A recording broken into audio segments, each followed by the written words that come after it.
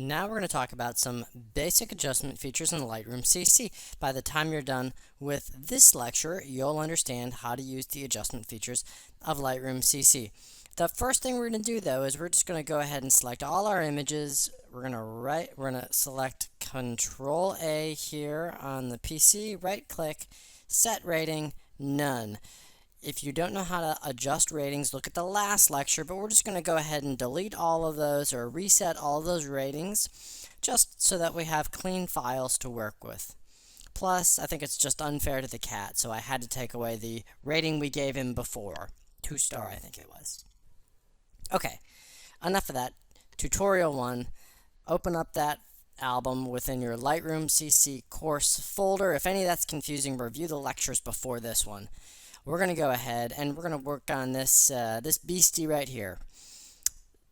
Double click on the file is what I just did so that we can open up the larger view. And you can see that I have a magnifying glass in front of me. Now I can go ahead and click, say, on the eye here and zoom in. Missed the focus a little there, but that's alright. Click again and it zooms out. We also have, and you can see right here, fit is selected, but we can also click on fill, which is going to fill the screen. Fit means all the image fits inside of our preview window. Fill means that it's going to extend it to the boundaries of that window. 1:1 is going to show us the real size of that image, 1:1 for what the camera took. And then here is going to allow us to hide the film strip or to reveal the film strip. On the right, show original, which we also see, very handy shortcut, is that slash mark going from upper left to lower right. It's just under the backspace key in case you're wondering. Alright, enough of that. Let's go ahead and fit. Let's get right into editing. To begin editing, go ahead and click on the edit icon in the upper right hand side of the menu dialog box here. You'll notice immediately that many different editing options become available to you. Don't get overwhelmed, we'll just take them one at a time. The first option that you have is always to click on Auto. There you can see that all the way down from light to color, no detail or effects changes, but light and color were automatically adjusted by Adobe Lightroom in order to get what they think is the best looking image. In this case, I think we can do better, so I'll click it again and it'll turn off the auto. You can also click on B and W for black and white and convert your image to black and white. Let's go ahead and reset all these. You can see I had a couple settings in there that were stored from before. Let me just show you what I did. Let's say that you brighten the image up. You can see that if you hover over the exposure button, as I'm doing here, you get a reset option. Click reset, it'll bring it back down to 0. So, let's begin with light. The first thing you can do is you can go ahead and click on this tone curve box. Got it. Thanks, tone curve box. And the tone curve box will allow you to make adjustments to light by simply clicking and dragging anywhere along this histogram. What you can see is if you go to the left and you click and drag up, that you're making the darker images, the darker parts of the image that is, lighter. Now, by the opposite side of things, you can click on the dark end of the histogram here to the left and you can drag down and it will darken up the image. Dark, light.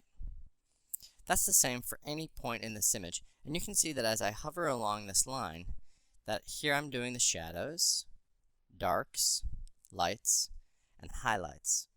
You can also do it for the reds, the greens, the blues. It's a great feature, so we're going to go right into the tone curve, and we're going to make a couple adjustments here. What we're going to do is we're first going to bring the darks down a little bit and the brights up a touch. You can also see what that's done to your image by clicking here on the turn on, turn off curves dialog box. So here's it without the adjustments.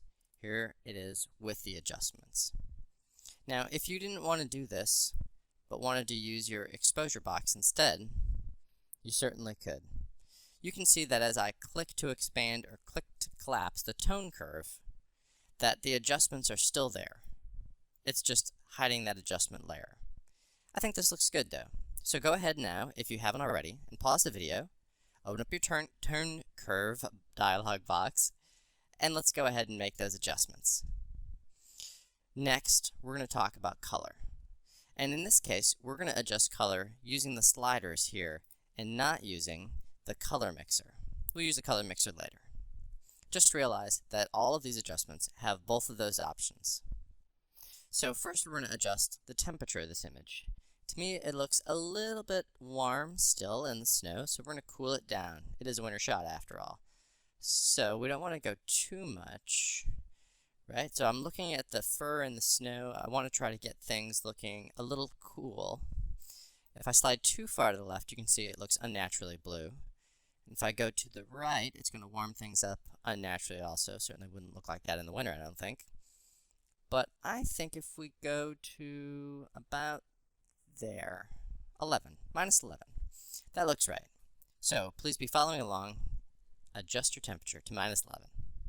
Next, we can talk about tint, which allows us to adjust things from magenta to green tint. Remember, you can click reset to reset those things. In this case, I think the tint's fine, so we're not going to mess with that. Vibrance allows us to make the colors stand out more, to be more alive, to be more bolder colors, if you will.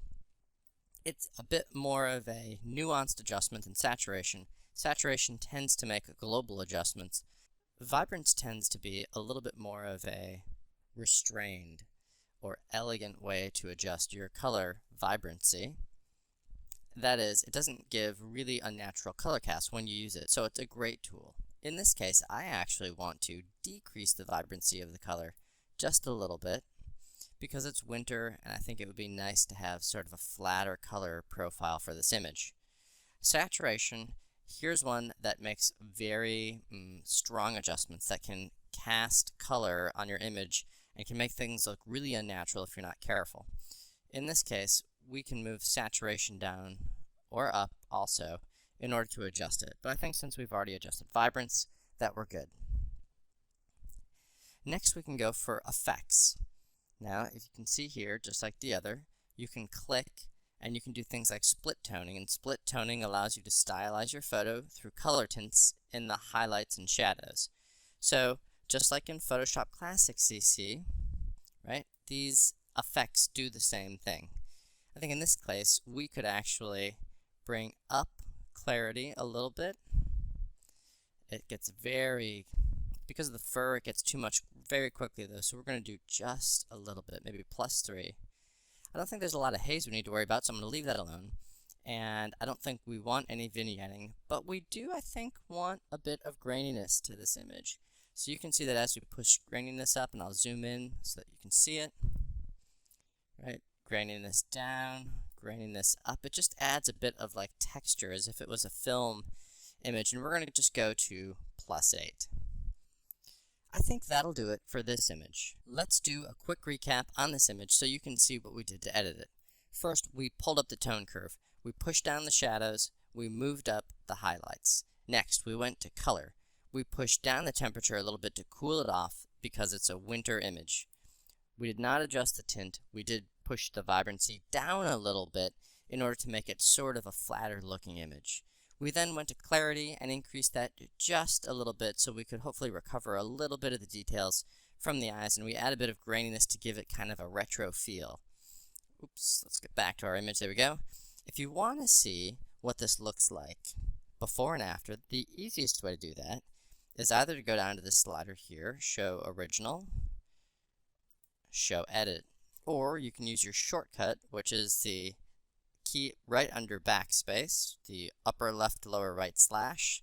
We can click that, Show Original, Show Edit. I am very happy with the way that edit looks like. Now, if you have not edited your image, please pause the video and do that now, just like I did, so your image should look exactly like mine. Please pause, follow along, do that, and then up next, we're going to edit the next image in this tutorial. So please stick with me for